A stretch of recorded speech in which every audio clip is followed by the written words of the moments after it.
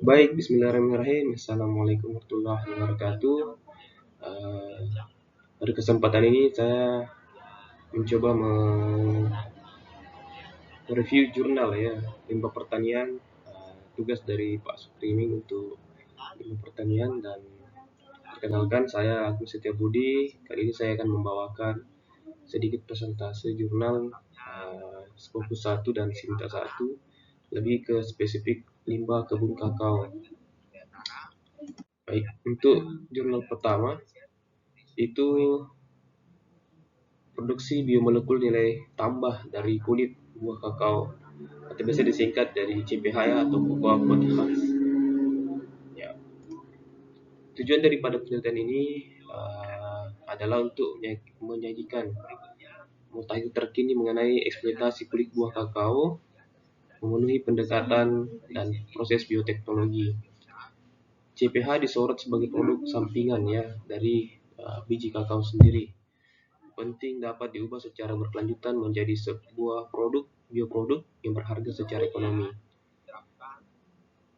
Tujuan ini secara khusus bertujuan untuk merinci metode pra-perawatan untuk memproduksi berbagai biomolekul dari kulit buah kakao. Metode dari riset jurnal ini yaitu melibatkan tinjauan komprehensif pendekatan dan proses bioteknologi untuk eksploitasi atau pengolahan kulit buah kakao, termasuk pemeriksaan teknis perawatan tradisional dari lanjutan seperti metode ekstraksi biologis, termofisika, dan pelarut, serta pra-perawatan lanjutan seperti metode asam basa dan hidrotermal. Dari metode ini, jurnal ini menyajikan temuan bahwa signifikan menunjukkan bahwa kulit buah kakao, residu utama dari proses buah kakao, memiliki komposisi lignoselulosa yang menarik minat ilmiah dan dari industri. Penelitian telah menunjukkan potensinya dalam memproduksi molekul bernilai tambah menambah hingga tinggi dapat dengan aplikasi dalam makanan, pakan, pertanian, dan bioenergi. Kelebihan dari jurnal ini, yang pertama, fokus pada pemanfaatan sumber daya hayati. Yang kedua, penekanan pada pendekatan bioteknologi. Kekurangan informasinya adalah dokumen yang disediakan oleh milik jurnal Biosource Teknologi bukan ulasan dari jurnal itu sendiri, karena didapat dari informasi dari beberapa jurnal lain yang mendukung jurnal ini. Proses review kecepatan publikasi dari jurnal ini melebihi atau menentukan kelebihan atau kekurangan sebagai tempat publikasi. Relevansi dari pertanian Indonesia saat ini, Indonesia menempati posisi ketiga negara penghasil kakao terbesar di dunia. Dalam kondisi ini, Indonesia membutuhkan banyak informasi tentang limbah perkebunan dan ke depan bisa menjadi nilai lebih untuk masyarakat dan petani.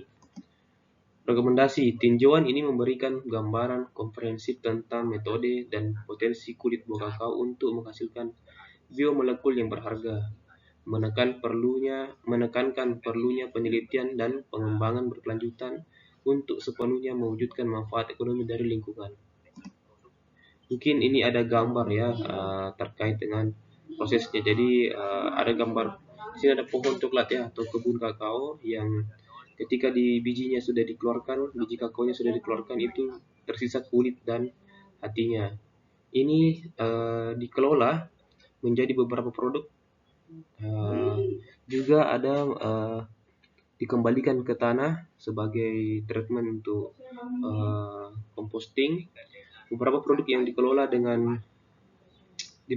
ini bisa dijual menjadi produk untuk dijual di market dunia. Salah satunya adalah biomolekul dan xylitol dan berbagai macam produk-produk lainnya. Oke, next, jurnal kedua itu tentang potensi biogas. Di jurnal pertama tadi itu dari negara Brasil ya. Kalau yang jurnal kedua ini dari Kolombia.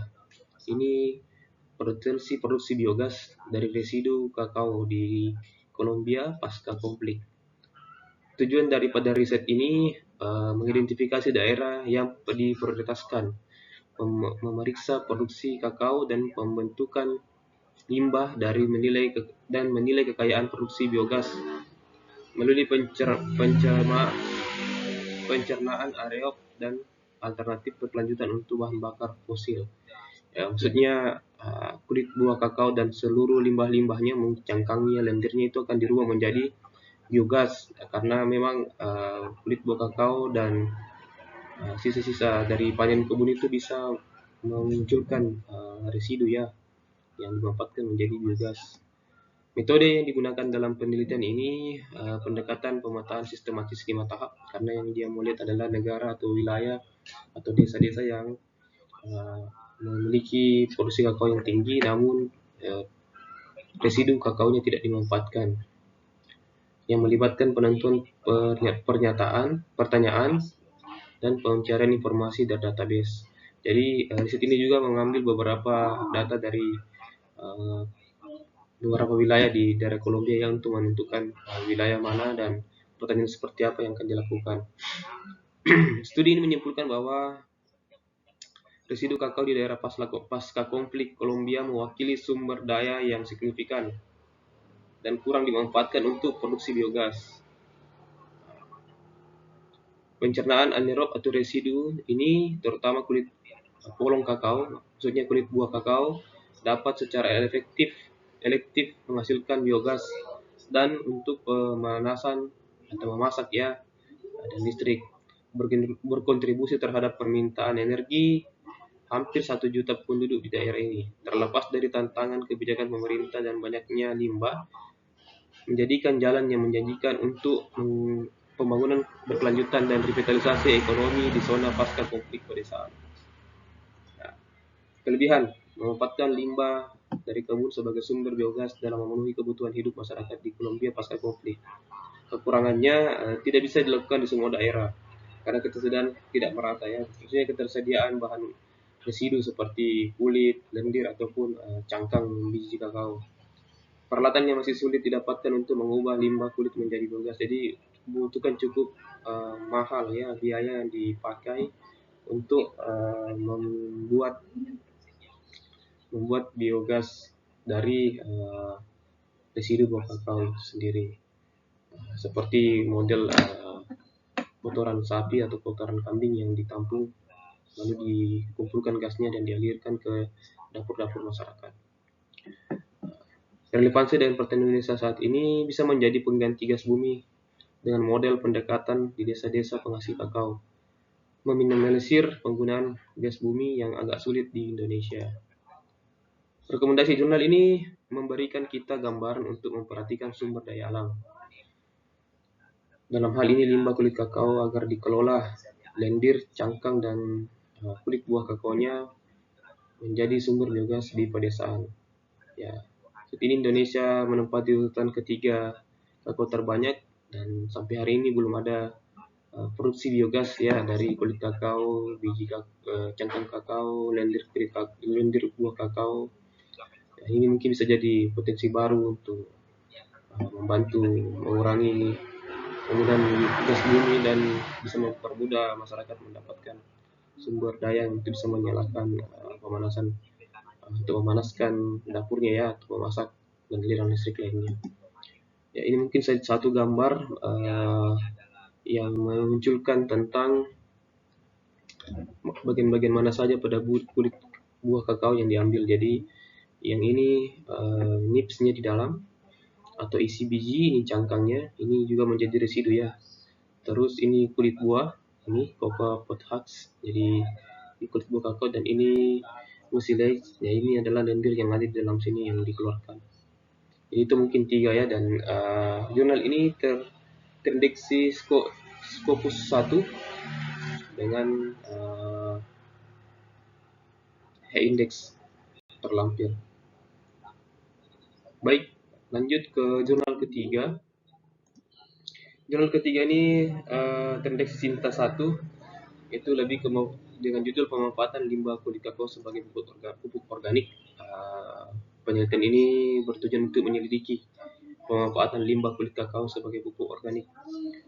Tujuan utamanya adalah untuk menentukan waktu pengomposan yang optimal dan kualitas sen rasio saat menggunakan dosis aktivator yang berbeda. Penelitian ini menggunakan desain kuasi eksperimental untuk mengukur waktu pengomposan dan pengukuran pH. Bahan baku utama termasuk bahan limbah kakao, kulit kakao, kotoran sapi, dan dedak. Aktivator cair yang digunakan adalah air lindung dengan dosis 200 ml, 250 ml, dan 300 ml. Jadi dalam penelitian ini ada tiga model metode yang digunakan untuk melihat bagaimana kulit kakao itu dikomposting dengan 200 ml, 250 ml, dan 300 ml dengan menggunakan air lindung. Oke. Hasil dari studi ini menunjukkan bahwa limbah kulit kakao dapat digunakan secara efektif untuk menghasilkan pupuk organik. Penambahan aktivator lindung pada berbagai dosis 200 ml, 200 ml, dan 300 ml secara signifikan mengurangi waktu pengomposan dan menghasilkan kompos dengan sentrasi berkualitas.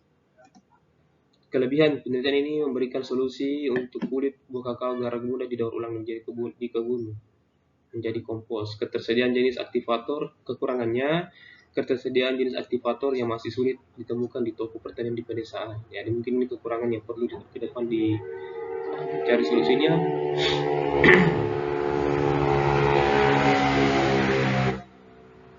Relevansi dengan pertanian Indonesia sangat relevan membantu meningkatkan kesuburan tanah pada lahan kering, dan rekomendasi dari jurnal ini memberikan solusi untuk pertanian berkelanjutan di Indonesia dalam bidang perkebunan kakao dan membantu memperbaiki kesehatan tanah. Penelitian ini juga bisa dikembangkan pada bidang perkebunan atau pangan. Ini mungkin sedikit untuk composting yang dilakukan secara aerob, tertutup, dan bahan-bahan yang digunakan dengan jumlah kilonya masing-masing. Dan ini keterangan indeks sisintanya dengan nomor EISN dan PSSN terlampir. Baik, cukup sekian.